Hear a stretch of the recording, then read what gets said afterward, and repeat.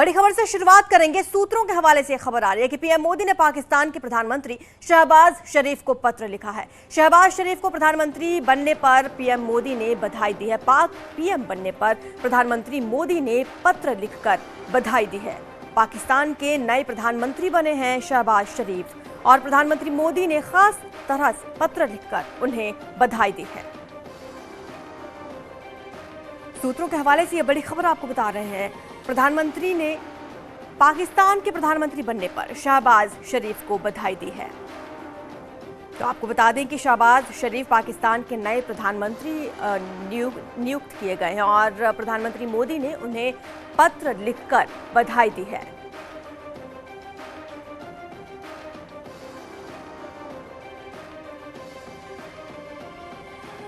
PM Modi ने पाक PM को पत्र लिखा है और उन्हें पाकिस्तान का नया प्रधानमंत्री बनने पर शुभकामनाएं दी हैं।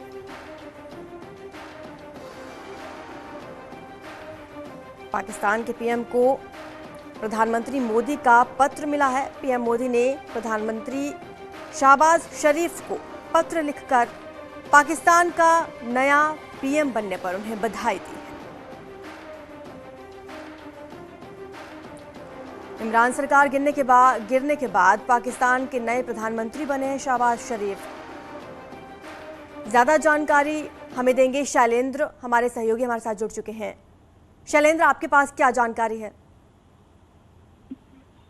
देखिए, शहबाज शरीफ के प्रधानमंत्री बनने के बाद हम पहले भी देख चुके हैं कि पीएम मोदी की तरफ से ट्वीट करके ये कहा गया कि भारत चाहता है कि ये पूरा क्षेत्र आतंक रहित हो और शांति और स्थिरता यहाँ बनी रहे। और इसके बाद हमने ये भी देखा कि शहबाज शरीफ की तरफ से भी पीएम मोदी के लिए पीएम मोदी को उन्होंने बातचीत की पेशकश दी और कहा कि वो कश्मीर मुद्दे पर बातचीत करना चाहते हैं और उसको हल करना चाहते हैं ताकि दोनों देश अब जो गरीबी है उसे निपट सकें।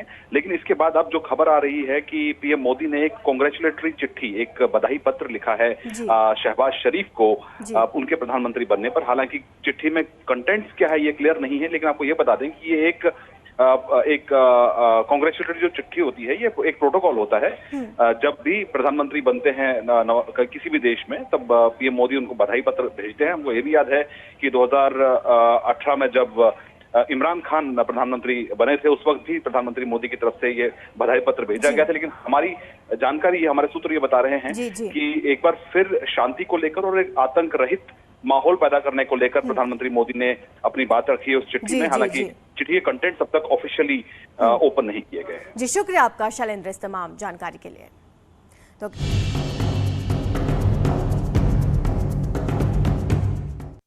अगले 100 दिनों में कृषि क्षेत्र में क्रांति का प्लान क्या होगा? बुधवार को इस मुद्दे पर एनेक्सी में कैबिनेट के सामने अधिकारियों ने प्रेजेंटेशन दिया।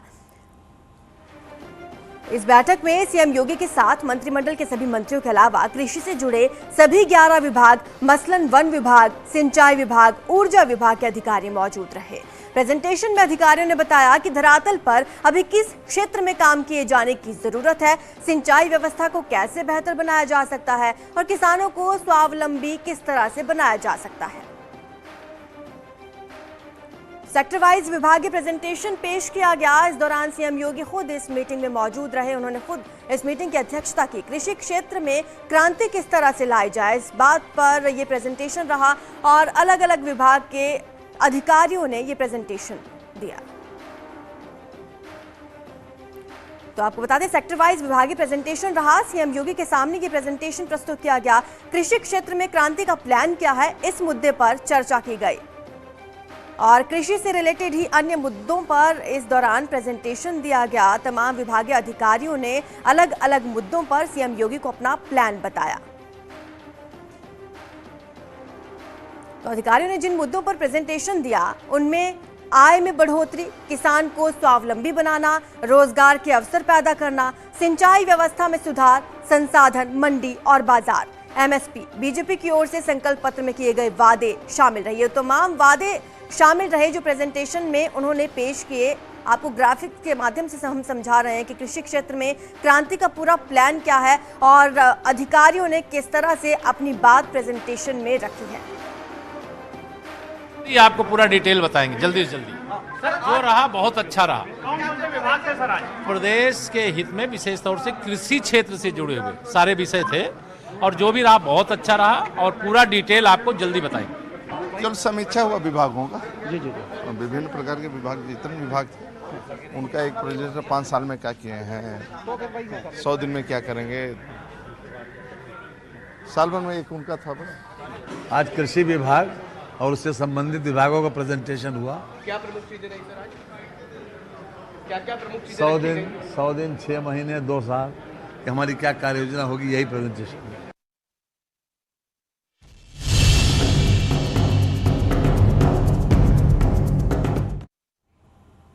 आज बाबा साहेब भीमराव अंबेडकर की जयंती है, 131वीं जयंती है आज और पूरा देश बाबा साहेब को नमन कर रहा है। प्रधानमंत्री मोदी ने ट्वीट कर डॉक्टर बाबा साहेब अंबेडकर को श्रद्धांजलि अर्पित की है। बाबा साहेब की जयंती पर पीएम मोदी ने अपने ट्वीट में लिखा कि भारत के विकास में बाबा साहेब का महत्वपूर्ण योगदान रहा है। यह हमारे देश के लिए उनके सपनों को पूरा करने की हमारी प्रतिबद्धता को दोहराने का दिन है। पीएम मोदी ने ट्विटर पर एक वीडियो भी शेयर किया।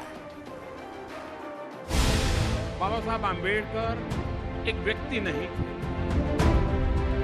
वे एक संकल्प का दूसरा नाम थे। बाबा साहब आम्बेडकर जीवन जीते नहीं थे, वो जीवन को संघर्ष में जोड़ देते थे, जोड़ते थे। बाबा साहब आम्बेडकर जैसे एक प्रकार कहते थे कि शिक्षित बनो, संगठित बनो, संघर्ष करो। वे सामाजिक समता, सामाजिक न्याय के पक्षकार थे, वे आर्थिक समृद्धि के पक्षकार थे और वे आधुनिक विज्ञान के पक्षकार थे, आधुनिक टेक्नोलॉजी के पक्षकार। जब मैं न्यू इंडिया को जातियों के बंधन से मुक्त करने की बात करता हूं तो उसके पीछे युवाओं पर मेरा अटूट भरोसा होता है। आज की युवा शक्ति बाबा साहेब के सपनों को पूरा करने की ऊर्जा रखती है। साथियों, ये हमारी सरकार के लिए सौभाग्य की बात है कि उसे बाबा साहब आम्बेडकर से जुड़े 5 महत्वपूर्ण स्थान, जिसे मैं हमेशा पंच तीर्थ के तौर पर पुण्य भाव से स्मरण करता हूं, और उन्हें विकसित करने का हमें अवसर मिला। आज जब देश आजादी का अमृत महोत्सव मना रहा है तो उसी कालखंड में बाबा साहब आम्बेडकर की जन्म जयंती का अवसर हमें उस महान यज्ञ से भी जोड़ता है और भविष्य की प्रेरणा से भी जोड़ता है।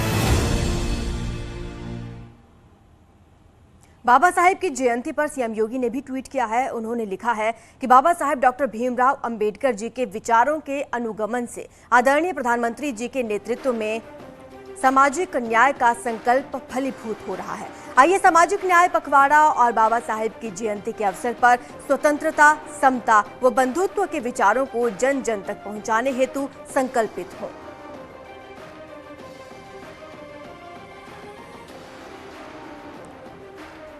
सीएम योगी ने बाबा साहेब को याद किया है और ट्वीट कर उन्हें श्रद्धांजलि अर्पित की है।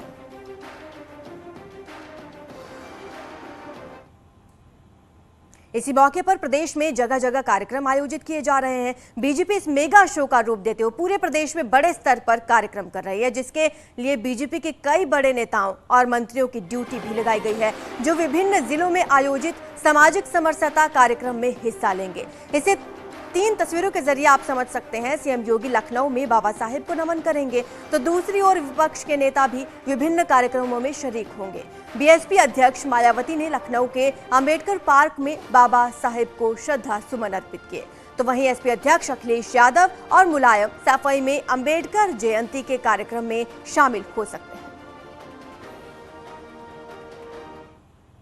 बीजेपी अंबेडकर जयंती को सामाजिक समरसता के दिवस के रूप में मना रही है। पार्टी के नेता अंबेडकर की प्रतिमाओं के साफ सफाई के बाद श्रद्धा सुमन अर्पित करेंगे। पार्टी के सभी कार्यालयों के साथ ही सांसद, विधायक और अन्य जनप्रतिनिधि अपने निजी कार्यालयों पर भी बाबा साहेब को श्रद्धांजलि अर्पित करेंगे, जबकि सभी कार्यकर्ता अपने अपने घरों में बाबा साहेब की तस्वीर पर फूल चढ़ाएंगे। प्रत्येक जिले में आयोजित होने वाली संगोष्ठियों में पार्टी के राष्ट्रीय पदाधिकारी, केंद्रीय मंत्री, प्रदेश पदाधिकारी और राज्य सरकार के मंत्री मौजूद रहने वाले हैं और वो राष्ट्र नवनिर्माण में बाबा साहेब के योगदान के बारे में लोगों को बताएंगे।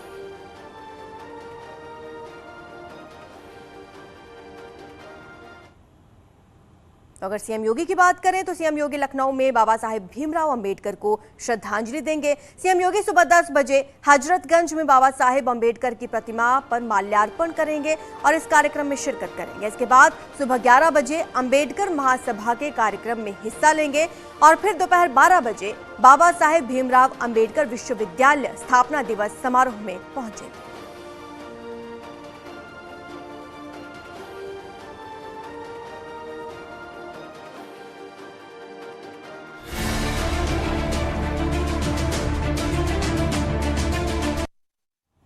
प्रयागराज में न्यूज 18 की खबर का बड़ा असर हुआ है, जहां पर गंगा नदी की धारा रोकने पर रेत माफिया पर बड़ी कार्रवाई की गई है। गंगा में अवैध रूप से बनाई सड़क को डीएम के आदेश पर तुड़वा दिया गया। रेत माफिया ने अवैध खनन के लिए गंगा में अस्थायी सड़क बनवाकर रेत का खनन करते थे। बीती रात एडीएम प्रशासन की अगुवाई में अवैध सड़क तोड़कर कार्रवाई रेत माफिया की तलाश की जा रही है।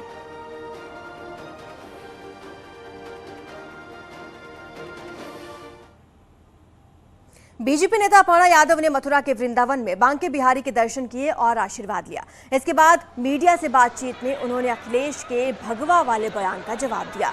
उन्होंने कहा कि भगवा पहनने से मन में अपराध करने के विचार नहीं आते। उन्होंने ये भी कहा कि भगवा हमारे देश और संस्कृति का अहम हिस्सा है और सनातन संस्कृति परंपरा के बारे में इस प्रकार की टिप्पणी करना उचित नहीं। भगवा हमारे देश का और हमारी संस्कृति का एक बहुत अहम हिस्सा रहा है। पूरा संत समाज भगवे में है और भगवा वस्त्र धारण करते ही मन के जितने भी विचार होते हैं, मुझे लगता है वो उत्कृष्टता की तरफ बढ़ते हैं, ना कि उस तरीके के विचार आते हैं जिससे व्यक्ति को अपराध करने का मन करे। सीएम योगी का शहरों का प्रबंधन रंग लाया है। स्टेट अवार्ड में यूपी को पहला स्थान मिला है। वाराणसी को स्मार्ट सिटी लीडरशिप समेत कुल 4 अवार्ड्स मिले हैं। वाराणसी को कोविड इनोवेशन अवार्ड भी मिला। यह अवार्ड आवास और शहरी विकास मंत्रालय भारत सरकार की ओर से साल 2020-21 के लिए दिया गया। सूरत में 18 से 20 अप्रैल को होने वाले अवार्ड सेरेमनी में ये अवार्ड दिया जाएगा। आपको बता दें कि आवास और शहरी कार्य मंत्रालय हर साल विभिन्न श्रेणियों में उल्लेखनीय कार्यों के लिए स्मार्ट सिटी में चयनित शहरों को अवार्ड्स प्रदान करता है।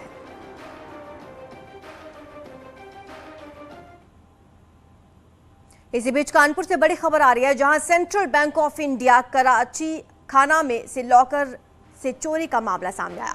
एक साल में 4 बार में तोड़े गए 79 लॉकर्स। बैंक प्रशासन ने डीसीपी पूर्वी को उपलब्ध कराया लॉकर तोड़ने का पूरा विवरण और पुलिस को आशंका है कि इन्हीं 4 बार की कोशिश में ये पूरा खेल हुआ है।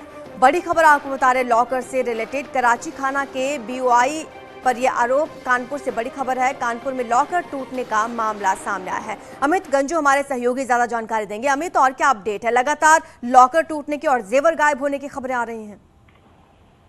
देखिए, मैं आपको बताना चाहूंगा कि सेंट्रल बैंक ऑफ इंडिया के 14 मार्च के पहला जो एप्लीकेंट आया, जो लॉकर ऑपरेटर्स की, जिसकी ये शिकायत थी कि उसके लॉकर्स के साथ छेड़छाड़ हुई है, उस बात को बैंक ने उसी तत्कालीन लॉकर इंचार्ज और बैंक मैनेजर ने इस बात से डिनाई कर दिया। जब मामला ने तूल पकड़ा और पुलिस पहुंची, उसके बाद से एक एक करके मामले 11 सामने आ चुके हैं। इन सब के बीच जो अब रिपोर्ट तैयार की गई है, उसमें सीसीटीवी फुटेज के माध्यम से 79 लॉकर्स तोड़ने और खोलने की बात सामने आई है। यानी कहीं ना कहीं 541 में 79 लॉकर्स का छेड़छाड़ हुई है, ये बात बिल्कुल तय है। अब 11 एप्लीकेंट सामने आए। अभी तक अगर ओवरऑल देखा जाए तो 309 लोगों ने अपने लॉकर्स, टोटल 303 लोगों ने अपने टोटल लॉकर्स चेक कराए, जिसमें 11 लोगों के लॉकरों से 4 करोड़ से ज्यादा का सामान गायब होने की बात बताई जा रही है। 4 एफआईआर लिख चुकी हैं, क्राइम ब्रांच इसको देख रही है, एसओजी की टीम लगाई गई है। हालांकि 5 आरोपियों को सलाखों के पीछे भेज दिया गया, मगर सबसे बड़ी बात कि अभी तक वो फुटेज सामने नहीं आ रहा जिसके बिहाफ पर ये चीज प्रूव हो कि जो 4 ट्रांजैक्शंस हुए या 4 बार मूवमेंट हुए उस ब्रांच के अंदर, उस स्ट्रॉन्ग रूम के अंदर, कैसे उसको खोला गया, कौन कौन लोग गए, और सबसे बड़ी चीज जिस सोने को बेचने की बात बताई जा रही, जहां रिकवरी 250 ग्राम सोने की गई, उस सुनार के माध्यम से भी और भी तमाम राज खोले जा सकते हैं। जी शुक्रिया आपका अमित इस तमाम जानकारी के लिए। और इसी बीच लखनऊ से बड़ी खबर आ रही है, जहां योगी मंत्रिमंडल का आज राजभवन में रात्रि भोज है। मंत्री परिषद के सदस्यों को आज राज्यपाल आनंदीबेन पटेल ने रात्रि भोज पर आमंत्रित किया। सीएम योगी, दोनों डिप्टी सीएम समेत सभी मंत्री परिषद के सदस्य इस रात्रि भोज में शामिल होने वाले हैं। दूसरे कार्यकाल में सत्ता संभालने के बाद राजभवन में ये पहला मौका है जब पूरा योगी मंत्रिमंडल एक साथ होगा। शाम 7 बजे से मंत्रियों के पहुंचने का सिलसिला शुरू हो जाएगा। लखनऊ से ये बड़ी खबर आपको बता रहे हैं, शाम 7 बजे से मंत्रियों का पहुंचना शुरू हो जाएगा राजभवन, जहां पर रात्रि भोज रखा गया है। राज्यपाल ने सभी को आमंत्रित किया है, इसमें तमाम मंत्री मौजूद रहेंगे। राज्यपाल आनंदीबेन ने सभी को आमंत्रित किया है। ज्यादा जानकारी हमारी सहयोगी अनामिका हमें देंगी। अनामिका, क्या खबर यह है कि नई सरकार के गठन के बाद यानी योगी सरकार के दूसरे कार्यकाल में ये पहला ऐसा मौका होगा जब राजभवन में योगी मंत्रिमंडल के तमाम सदस्य यानी कि सभी मंत्री, चाहे वो राज्य मंत्री हो, चाहे वो कैबिनेट मंत्री हो, दोनों डिप्टी सीएम और मुख्यमंत्री योगी आदित्यनाथ खुद आज शाम को रात्रि भोज के लिए आमंत्रित किए गए हैं। शाम 7 बजे के बाद से मंत्रियों के पहुंचने का सिलसिला शुरू हो जाएगा।